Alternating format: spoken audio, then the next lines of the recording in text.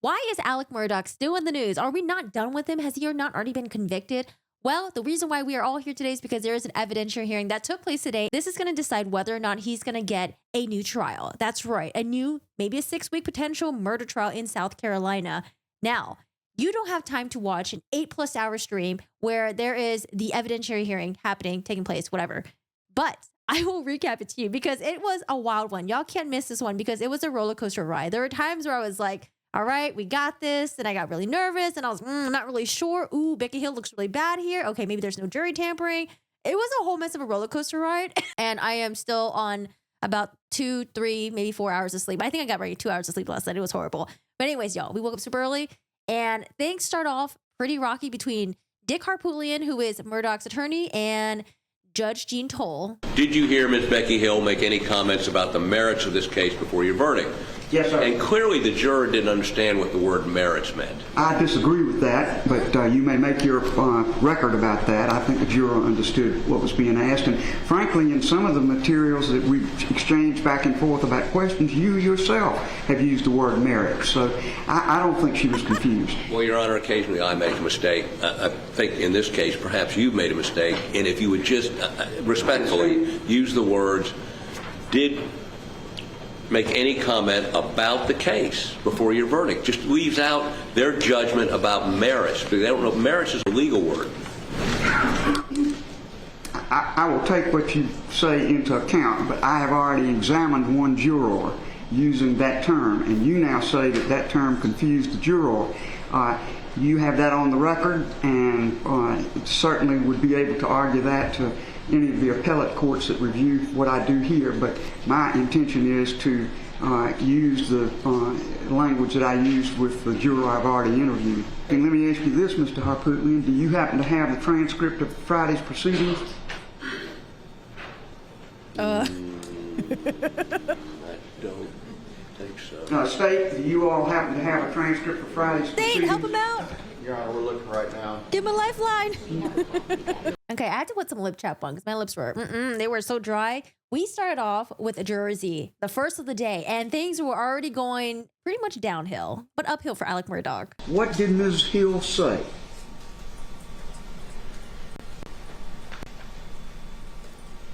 To watch his actions. To watch his actions. What else? To watch him closely. To watch him closely. Anything else you remember? Sorry, the audio is crispy.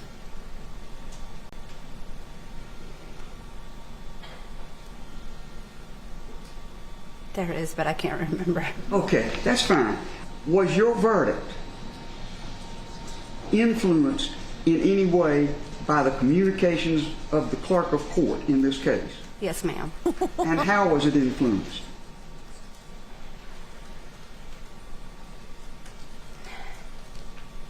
To me, it felt like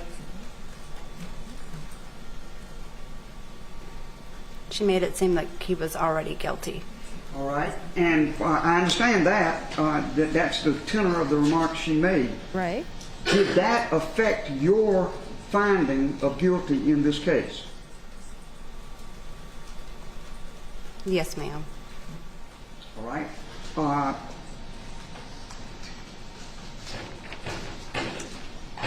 Be at ease.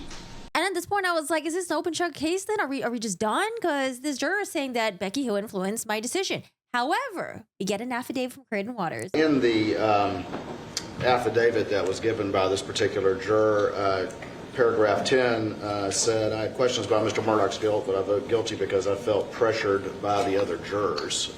We would request an inquiry as to that, which is how, when this motion was filed, she expressed the basis for her verdict, which obviously this answer is a little different now. So we would request a brief inquiry from the court as to that specific issue. And we would, for the record, indicate that we object to that under 606B. Your Honor, from our perspective, she's put an issue. You're the one that asked me to have her look at this affidavit, but you're telling me I can't question about it. I deny that objection. Your Honor, if it's something that's inadmissible, you should not ask her about it. And that's Well, you want me to admit it and have her examined No, on I it. want you to have her read it to refresh her memory. We're quibbling, Mr. Harper, we're quibbling about things that I'm not going to take time to quibble about.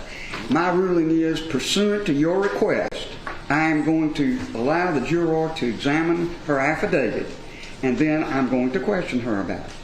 That's my ruling. Your objection is overruled. For the record, I just want to note, Your Honor, just for the record, You noted 606. I hear you noted. in no way waiving anything or opening any door by asking you to let her examine. That's for a higher court than me to decide. Well, I understand that, and that's why I want to make sure when they read this transcript, there's no confusion. I'm not asking you to put that into evidence. I'm asking you to Well, let I the don't jury see how in the world I can question the juror about something and not put it into evidence. You can't have your cake and eat it too, Mr. Harpootlian. You could have been very satisfied with the answers that were already given, but you have chosen to ask about this. Wrong request. Denied. Your Honor, all the time we ask witnesses to examine a prior statement. Mr. Harpootlian, I made my ruling. Please take your seat. So in the jury affidavit, it says that she was influenced by other jurors and she was pressured to come with a guilty verdict, which is supposedly okay. Like, it's not a big deal. However, in her sworn testimony with the judge just now, she said she was influenced by Becky Hill into getting to a guilty verdict. So Harpootlian was like, I mean, both could be true technically, but Creighton Waters is like, no, this is like a discrepancy here. And then out of nowhere, we get this from the judge. The jurors' cell phones were not confiscated or taken from them. And they tuned this thing in on court TV and listened to all of what just went on. Oh, what is going on? So we were thinking, why was there no bailiff watching the jury? Who forgot to take their cell phones away? Also, were there no instructions given to the jury? Just like how it was in the trial, hey, don't watch each other's testimony and then don't be on your cell phones. I don't know. Maybe it was just something that was just overlooked, but things are already starting kind of very rocky. And then things get a little bit spicy with the judge and Dick Harpootlian. Although I think it was a misunderstanding. You're about to do something that I've already said I'm not going to allow to happen. And that is, you've got standing next to you a member of the team that represents the juror. And I can tell you, Mr. Harpootlian, I made a ruling early on that when Mr. McCullough was in court, when Mr. Bland was in court, that I was not going to allow the attorneys to participate in formulating the procedure for this hearing. Your Honor, my understanding is she'd like to approach to ask if the juror can be excused. No, not yet. Your Honor, I actually approached. Now, Mr. McCullough can be excused. There's still plenty of you lawyers and you can do it. I didn't want him to come to begin with, so I love him dearly, and he can go anytime. And I speak on behalf of Amy McCullough, his wife, when I tell you that. Your Honor, I actually was here to let both of them know that I was going to ask to approach to talk about a security issue very All right, quickly. well, come up here. Lord knows, I tell you what, Murphy's Law. What can go wrong will go wrong at the worst possible time, and Murphy was an optimist. So you're probably wondering, what safety concern are they talking about? It's because the juror is going to go back to all the other members of the jurors, and there's probably just a safety concern of whether or not that juror feels safe to be around the other people, because it seems like she might be the odd one out in saying that, hey, I was influenced by Becky Hill and I came to a guilty verdict because da-da-da-da-da, assuming that everyone may have potentially heard her testimony because they had their phones out on a live stream. But she talked to the judge and she's like, nah, I'm good. I'll go back into the room. I'm good. And then we have this new allegation that comes up, and I haven't heard of this one before, but they allege Becky Hill gave a juror a ride home.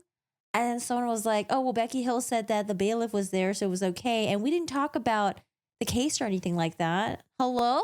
During the trial, did Becky Hill either drive or ride with you in a vehicle before or after court? If so, what, if anything, did Becky Hill and you discuss? Do you recall that at all? Could you please ask that again? Ma'am? Could you please ask the question again? Sure. Sorry. During the trial, did Becky Hill either drive or ride with you in a vehicle before or after court? No, ma'am. And then we got a male juror who comes up and says he heard Becky Hill say things to the effect of, watch his body language. But he didn't feel like he was influenced by Becky Hill in making his guilty verdict. Did you hear Becky Hill, clerk of court for Clarendon County, How many make minutes any do we have comment again? about this case before your verdict? I did. Yes, ma'am. What did she say? It was the day that Mr. Murdaugh was taking the stand, Yes, sir. and she made a comment about watch his body language. About watch his body language. body language, I see. Yes, ma'am. And what else? That's all I can recall. All right, sir. Was your verdict on March the 2nd, 2023 influenced in any way? No. All right. Now, the judge is going to go through a couple members of the jury, and they're going to go up there and they're going to say, hey, I didn't hear Becky Hill say anything to me. She hasn't influenced me to make my decision, and that's it. However, we finally get to the last juror, and that is juror letter K. They did letters for this one. And juror K went up there and was like, I was the one who opened my cell phone, and it's the live stream accusation. So they're the one who admitted it. Let's see what else they say. I understand that during the testimony of the first juror, some opened their cell phones in the jury room, in our jury assembly room here. Were you one who opened her cell phone? Yes, ma'am. Did you listen to watch the broadcast of that first juror's examination? We were on Facebook. Ma'am? I was on Facebook. It was on Facebook, and you watched it. When we closed it. All right. Did anything that you heard in that Facebook cell phone access impact or influence your testimony in this matter in any way? No. All right. Well, the judge did announce that someone was watching court TV. I think I just thought worst case scenario. I thought they were all sitting in a circle. Someone had their phone out and they had it on speaker and they're all watching it on court TV, you know, the first testimony. But For the this isn't state. too bad. And then we were done with the jurors that deliberated. Now, remember, Judge Toll said that she was going to purely focus on the jurors that deliberated and Becky Hill. The defense, they wanted to open it up a little bit and they wanted to bring in alternate jurors and they wanted to bring in the egg lady that was dismissed. And Judge Jean was like, nope, we're not going to be doing that. We're just going to focus solely on this. Now, next we have Becky Hill. Okay, at this point, I'm like, okay, you know, things are going by so quickly. So where are we at now with the recap? We have two jurors that went up there and said they heard Becky Hill saying things. One juror said that they heard Becky Hill said to watch him closely, to watch his actions. The other juror said that Becky Hill said to watch his body language. And then we have one juror who said she was influenced by Becky Hill to coming with the guilty verdict. However, on the affidavit, she said that she was influenced by the members of the jury. We at this point have 11 other members of the jury who said they were not influenced by Becky Hill's statements. And then we have 10 of them that said they didn't actually hear any statements by Becky Hill at all. So I'm like, okay, so one of the jurors looks pretty bad, but everyone else, I mean, it seems pretty solid. And then we get to Becky Hill and things really rapidly go downhill for Becky Hill here. And now Becky Hill comes up on the stand and she's being questioned by Creighton Waters. I love Creighton. Becky starts off by saying that she was elected as a clerk of court since 2020. However, she's had 14 years experience as a South Carolina official court reporter, and she was like a freelance court reporter before that and a middle school teacher. She talks about how part of her role in her job as a clerk of court is to make sure the jury is taken care of. Like if they need Kleenex, water, food, you know, ordering meals for them, getting blankets if they're cold, getting them coffees and snacks. And she vehemently, outright denies saying things to the jury like not to be fooled, watch him closely, look at his movements. This pertains to Alec Murdaugh, by the way, before he was going to testify. But she did say, however, that she gave a pep talk to the jury saying, you know, just like broad things like, hey, pay attention. It's going to be a big day today.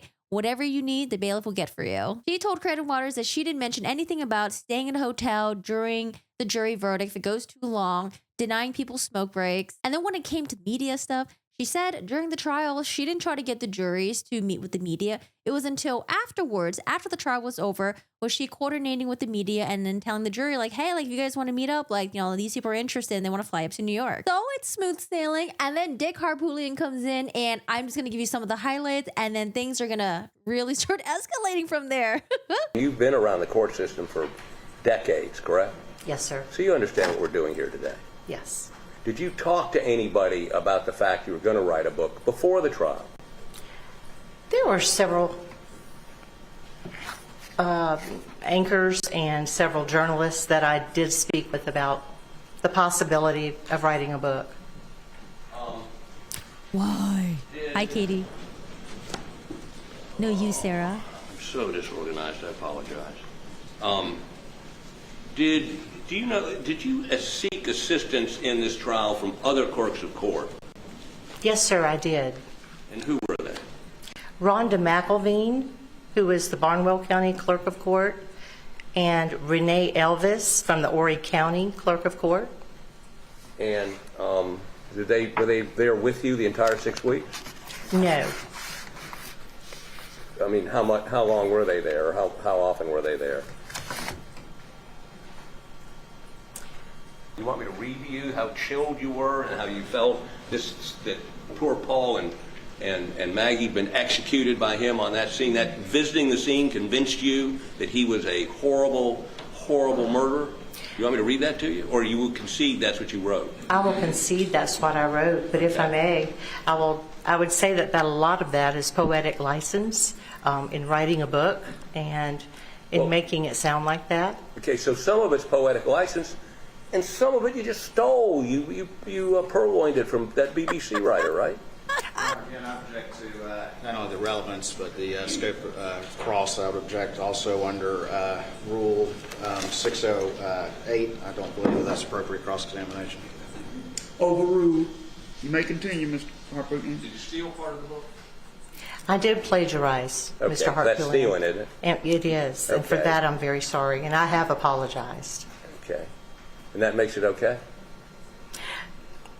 What I did, and I apologized for that. The preface of her book, she plagiarized from a BBC Can you reporter. repeat that question one more time, I'm Mr. not going to Hartfield? repeat it. Let me just move on to something else. How much money did you make off that book?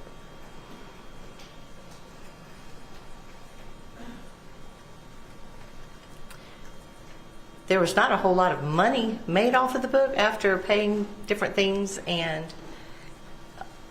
paying for some expenses that went along with that. But I want to say roughly around $100,000. Okay. That's not a lot of money. What? No, especially when you publish your own book. How much But did that she- was the that $100,000 you made. after expenses, she said? With my co-author. Okay. And split? In what period of time? 6 months?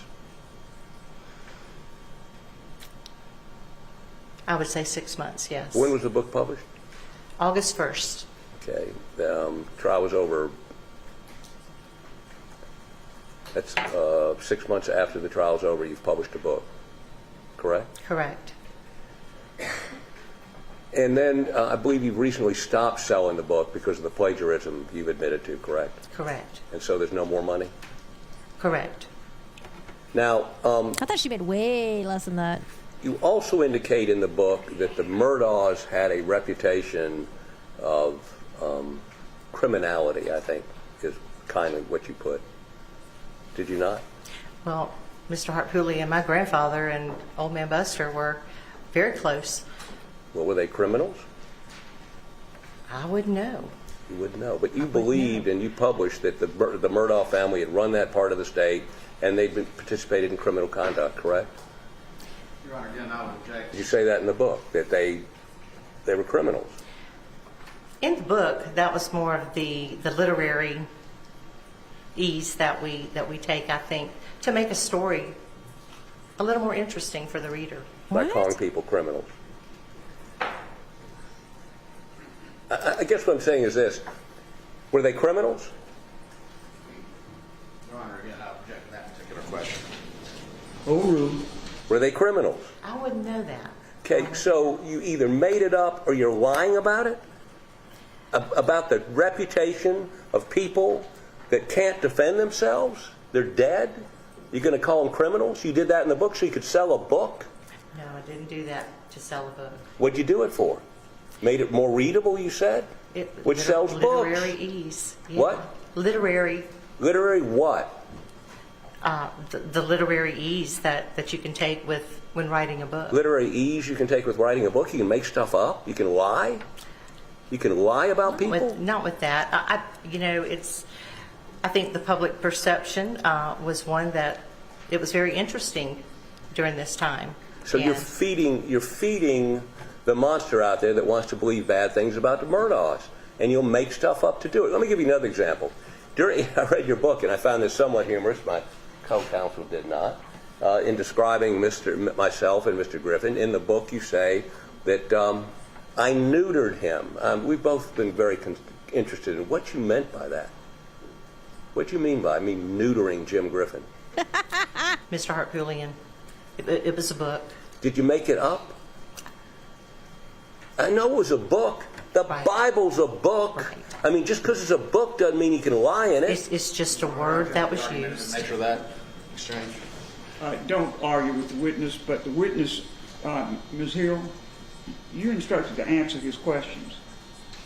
You may proceed, Mr. Hartpoolian. So let me get this straight. The book, and I'll see if I can cut to the chase on this. I could read you chapter after chapter, verse after verse, which is not...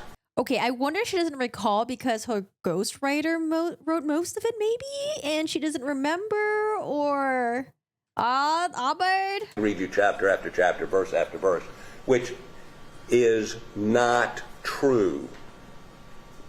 Okay, not true based on my experience of being in a courtroom, and not true based on knowing some of the people you described. You say that is... Mr. Hartpoolian. I object. The counsel is just testifying right now as to his observations about the book. Question, Mr. Hartpoolian, please. You have conceded there are things in the book that you don't know to be true, correct? Correct. Okay.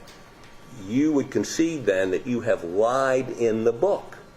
It's only because I wasn't there at the time. I can't interview my dead grandfather. I can't interview Mr. Buster.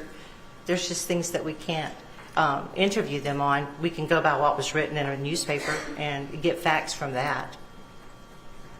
What? And take the inference that one of the Murdaughs was a pedophile. You could have printed that, and they're not here to contradict it.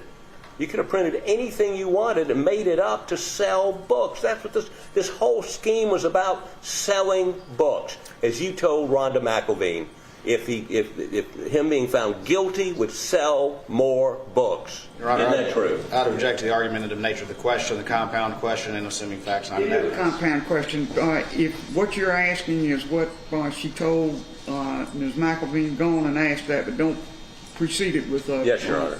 testimony.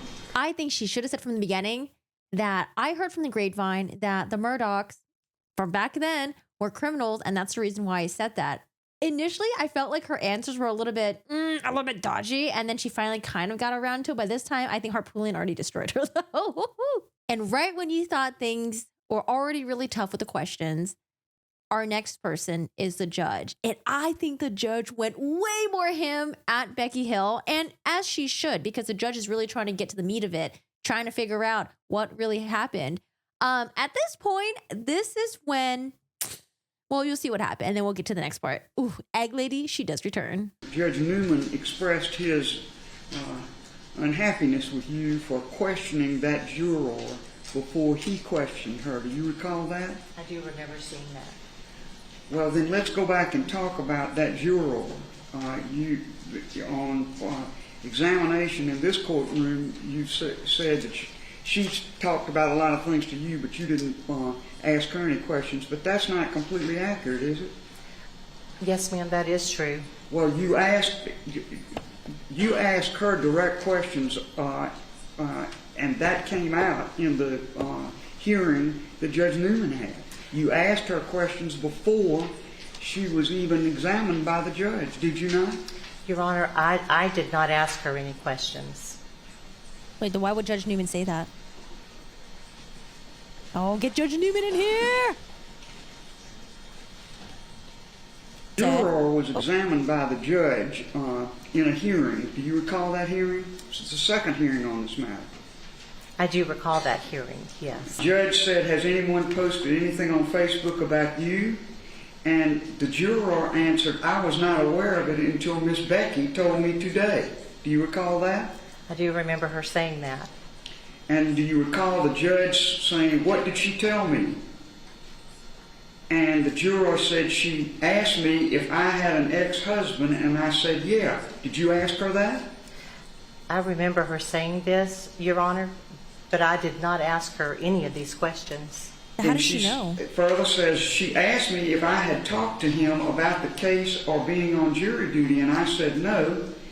I had questioned her about why she was asking me that. I haven't seen my husband since 2014. Do you recall her testifying to that? I do remember that, yes. And with that, having jarred your memory, do you recall asking her about her husband and his post? Your Honor, I don't remember saying anything about that. Well, she says in this testimony that she didn't know about the Facebook until Miss Becky told me. Was that incorrect? I'm not saying... Some kind of conversation went between the two of her for her to know about that post, correct? That's true. And I'm thinking that it could have been someone, it wasn't me. I just know that it's not me that she talked to about that. Shit, are they going to call the egg lady to testify? He said he was drunk and he removed the post. Do you recall that? Well, she didn't tell me that, and I didn't talk with her about that. Well, you saw that post, the so-called apology post, did you not? Right, I did. And you assumed that was a post from her husband, did you not? Right. And then you talked to the juror about that, did you not? I did not talk with the juror about that. Well, who did you talk to about it? Did you bring it to the judge's attention? No, we didn't get a chance to talk to the judge about that. Has the clerk discussed anything about the case with anyone on the jury? The juror said, not that I'm aware of. The judge said, okay, she was just discussing with juror. She pulled me aside when we went downstairs after the last break. I want to say it was after lunch, and we came back, and that's when she first told me about it, about this, what we now know was not a post from her husband. Right. But you assumed it was a post at the time, and y'all had a conversation about it, correct? Don't just nod. Answer the question. Yes, sir. Yes, ma'am. I believe that it was one of my staff that she talked to, but it was not me that she talked to. But the juror says, and I want to say it was after lunch we came back, and that's when she first told me about it. She's talking about you. Correct. Then we went back into the court, and I never even got to sit on the jury. The judge says, the judge then stops the questioning and she exits the room. So I'm getting the feeling that the judge is not buying Becky Hill's story, but we would need Judge Newman to come in and say which member of the staff questioned the juror who was eventually excused. And then we would have to hear maybe from the bailiff. I don't know. I feel like there's other members, other staff that we would have to hear from. But if we're just hearing from Becky Hill alone, I don't know. I'm not buying the story as well. And then we get to sealed documents that could have been leaked by Becky Hill. Becky Hill is in charge of all exhibits, sealed and unsealed. Now, initially, they were talking about some pictures that were leaked, but it seems like it wasn't Becky Hill's fault. Additionally, what could have been leaked by Becky Hill are body cam footages that didn't have redacted images of Paul and Maggie's deceased bodies. Now, it seems like it could have been an accident, but then we hear about a company that she said she didn't leak anything to. Then Harpoolian's like, oh, I got an email here. What's this? Did you allow Netflix to ever examine the exhibits for trial? No, ma'am. You would agree that you did release all of the exhibits in this case, sealed and unsealed, to the Texas film crew. Is that correct? No, sir. No, sir. I did not release the sealed exhibits. What about to Netflix? Didn't you indicate to the judge they'd been mistakenly released and you're getting them back? As an error, when we realized everything, Yes, those two did go, and Netflix had not even, they said they had not even looked at them. Did you get them back? We did get them back, yes. And what about a Japanese film crew? Did they get exhibits, the sealed exhibits? They did not get any sealed exhibits. What about NBC Universal? No sealed exhibits. But you do concede that Netflix did get sealed exhibits. They did it as an error. It wasn't Whose listed. error? Well, I would say the court reporter Thanks, didn't Frenchak. mark it on the listing. Well, why were you so accommodating to these national documentary folks? I mean, is this good Is for it the her book? job? I mean, the more documentaries out there about the Murdaugh thing, the better your book sales are. I mean, there was money in this for you, right? Again, it's about the money, right? What's your question now? Isn't it financially beneficial to you at the time to get more of these photographs out, more publicity, more Netflix, more HBOs, more Japanese? Doesn't that sell books for you? Didn't you see a financial advantage? Not at all. Okay. Thank you. No further questions. Ms. Miller just uncovered an email relevant to what you asked. We don't have it printed out. Uh-oh, now what? But what it is an email from Rebecca Hill to Miho Takachuchi, something.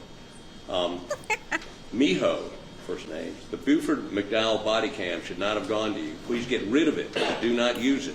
The judge, Judge Newman, specifically ordered that body cam not be used if it got out. Apparently, it's still on the videos we were saved. I appreciate your attention.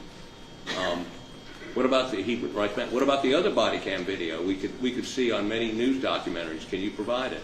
It seems the camera was on the other police personnel. I mean, here she's having emails between this Japanese production company about body cams telling them to get rid of it. I think that's important, and I can have a copy of this printed out for you when we can get it to a printer. I mean, it kind of seems like these body cams may not have blurred images of both Maggie and Paul's deceased bodies. Now, we have a surprise witness who goes up there and testify, and her name is Rhonda McElveen.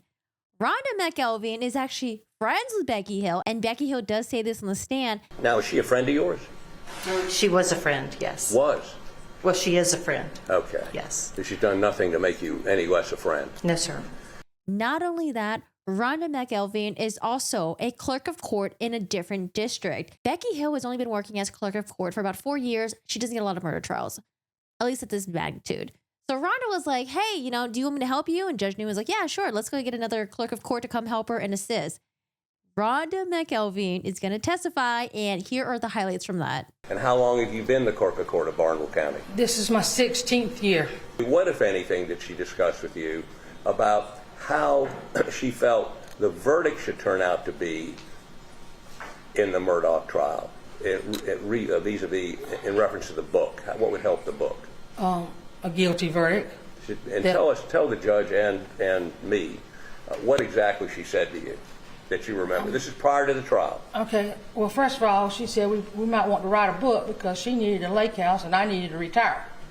And then further conversations, a guilty verdict would sell more books. And we left it at that. This was before, even in December. And when did she ever say that again to you during the weeks you spent there? Several times. It could be said it was, amongst friends in her office, or we might be having dinner, that Were kind they of the stuff. friends? That's about it. That she needed a guilty verdict to sell more books. That would be the best way to sell books, yes, sir. One morning I showed up to Colony County, and I was told that she had taken a juror home the night before. And I was in the courtroom when I saw her, and it was between the pews and where the back row pews are. And I mentioned to Miss Becky, I said, please tell me you didn't take a juror home last night. And she told me, she says, I did, but I didn't talk about the case. I had a bailiff with me. Mr. Bill was with me. I said, Becky, you don't do things like that. I thought we had stopped everything. It wasn't far enough along to really cause a major problem, or I would have told Judge Newman. But I thought we had to understand that you did not spend time alone with the jurors. Wait, so she didn't tell Judge Newman? Now, I'm going to... Why? Did you weren't ever there? hear her say that? Can you repeat the verbiage? don't be fooled by the evidence presented by Mr. Murdaugh's attorneys. Yes, I did. And who was it said to? It was said to me, Okay. and sometimes it might be a staff member in her office or someone from the media there. But other than that, I didn't hear her say it out there in front of any jurors. Did she ever say to you or to other people around you, I'm not talking about jurors, watch him closely, talking about Mr. Murdaugh, this is just before he testified, look at his actions, look at his movements. Did you ever hear her say that? Yes, sir. Okay. Who?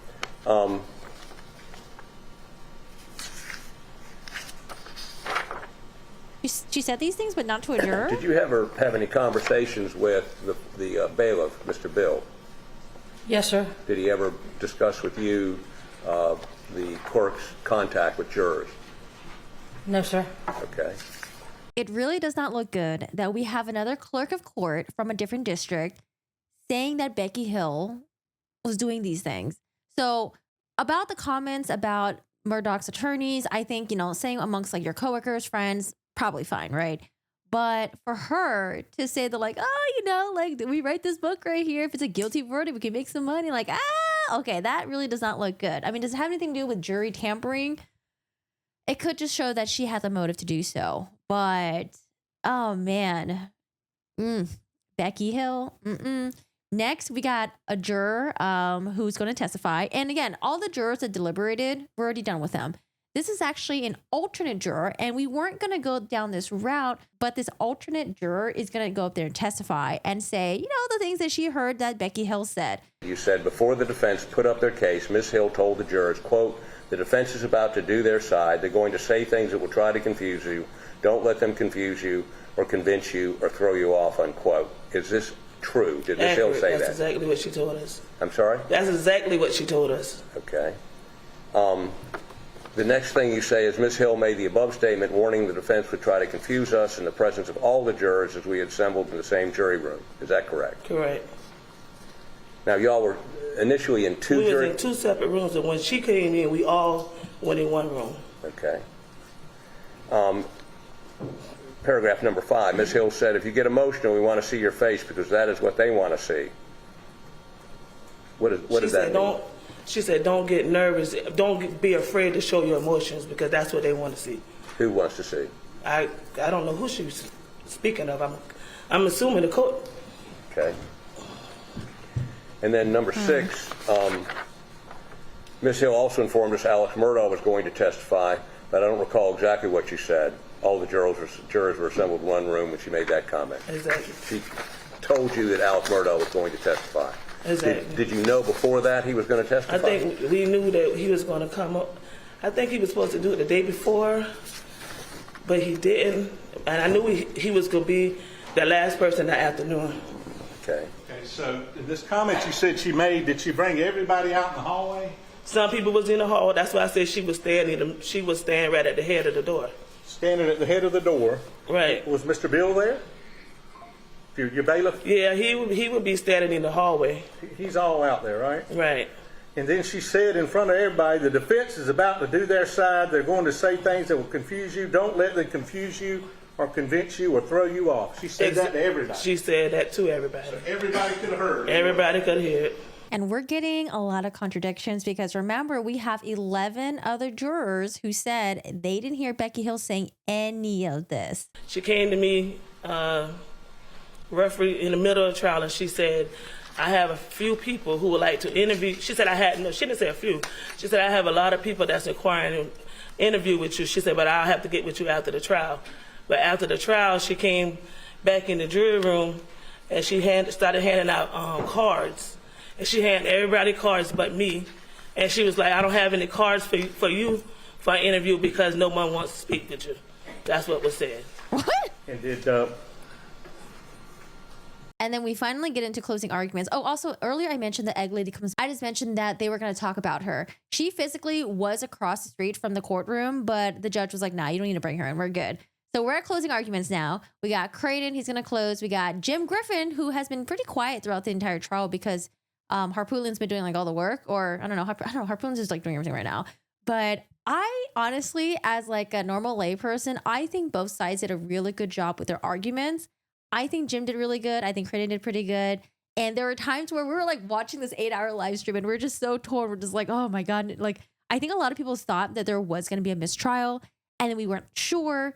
But then it was like, oh God, I don't know. We're just going back and forth, back and forth. 11 of those jurors were clear and unequivocal that there was no effect on their verdict, and also clear and unequivocal that nothing was said that could in any way be inferred as any sort of attempt to influence them. We have the one juror, and I want to make sure, because I'm about to say the number and I don't want to do that.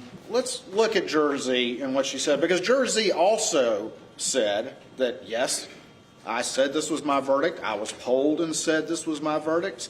Juror C also said that my verdict was solely based on the evidence in the law of the testimony at trial. Answer question number 2, yes. Absolutely yes. But then goes on after that to say she heard some communications from the clerk and then says, well, it had an effect on my verdict. Even after she had already answered question number 2 when she said her verdict was based solely on the evidence in the law and the testimony at trial. And beyond that then, Your Honor, I think that it's very telling that the affidavit that was submitted from this particular juror, and we've been pointing this out from the beginning because it's very crucial and very telling, because despite the things that she alleges that happened, even though the other jurors say it didn't, despite the things that she alleges that happened, she says that she voted guilty because she felt pressure from other jurors. Not that her verdict was in any way affected from some supposed external influence. In that affidavit that was filed with the defense motion from day one, that is what she says, that she felt pressure from other jurors. And, Your Honor, we've cited the cases over and over again that the internal mechanics of the jury room, the fact that one juror feels pressured by others, as long as there's not violence or things that go beyond the pale, that is not a basis for undermining a verdict. That is part of the deliberative process, and it's expected, and it occurs. But I think it's very telling that we have those conflicting answers. So we have this juror who's given answers all over the place that are inconsistent with 11 other jurors who were very strong and unequivocal. We have 12 deliberating jurors.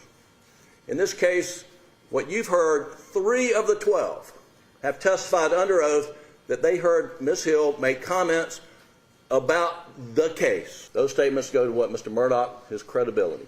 3 of the 12 deliberating jurors heard Ms. Hill speak about Alec Murdaugh's testimony. 3 of the 12. And then we get the alternate juror came in and basically corroborated what those 3 of the 12 heard. And she had additional things that she had heard, but she corroborated what those 3 of the 12 heard. I don't think so, Taxi. I didn't and hear then about that. You've got Ms. Hill like who been gets all over on the the news. stand and denies it all. And Your Honor, I couldn't agree with you more that you're able to judge the credibility of witnesses. And on this record, there's no way to find Ms. Hill credible.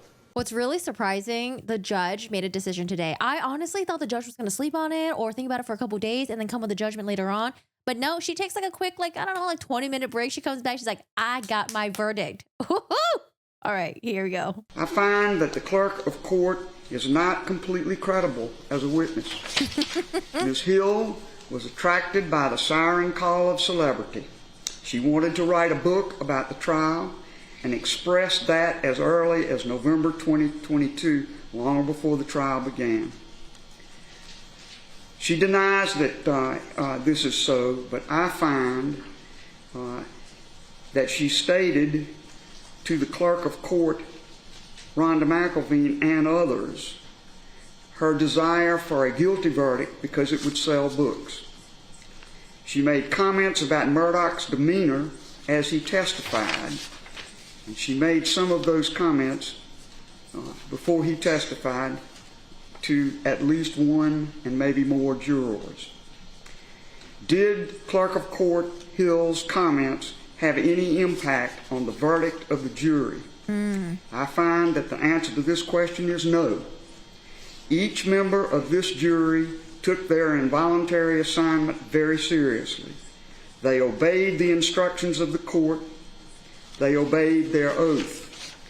These good and decent citizens of Colleton County stood to their duty and rendered their verdict without fear or favor.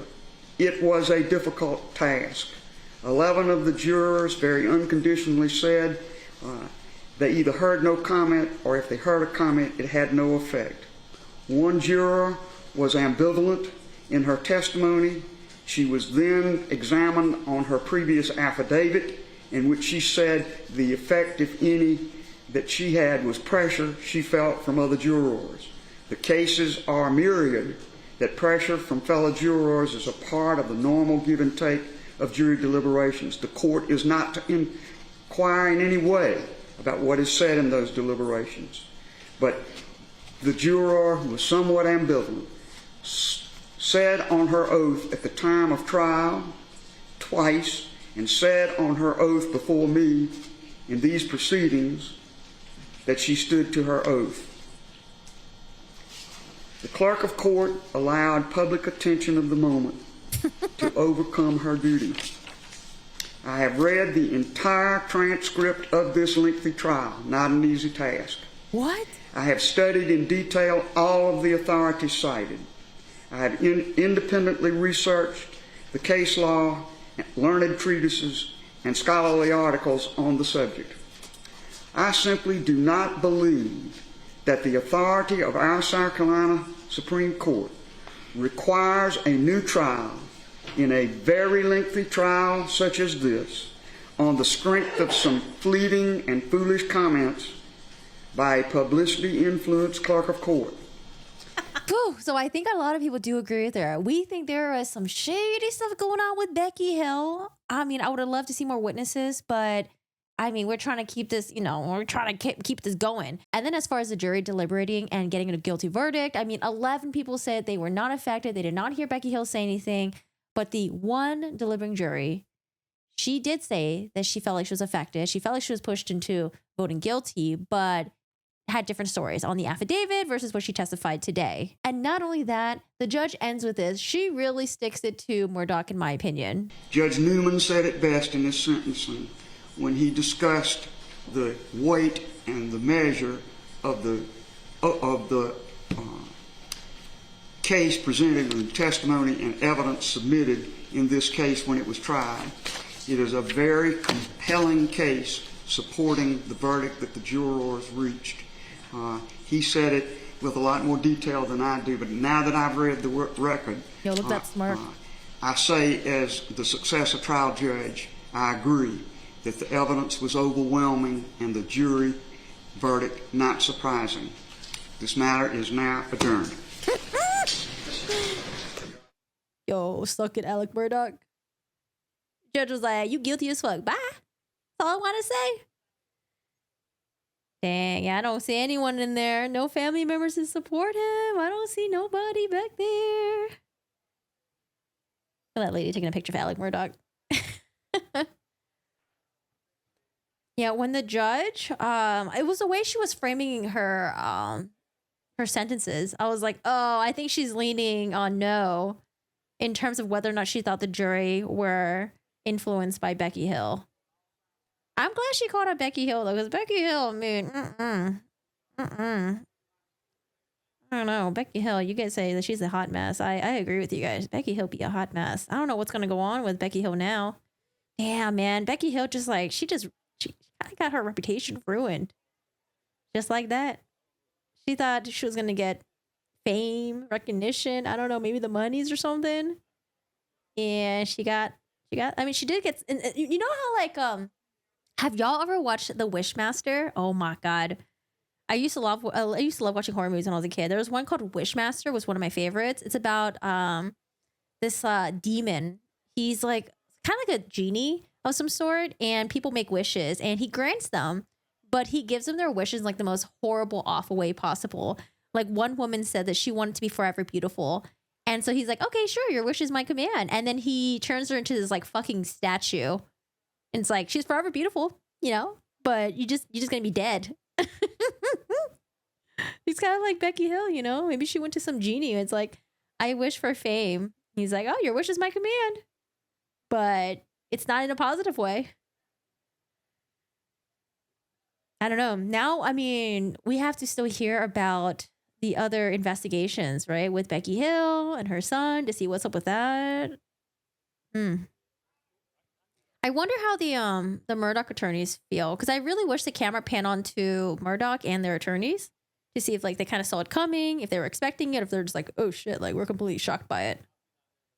Man, Creighton's like, holy shit, thank you. I don't have to fucking retry this next year.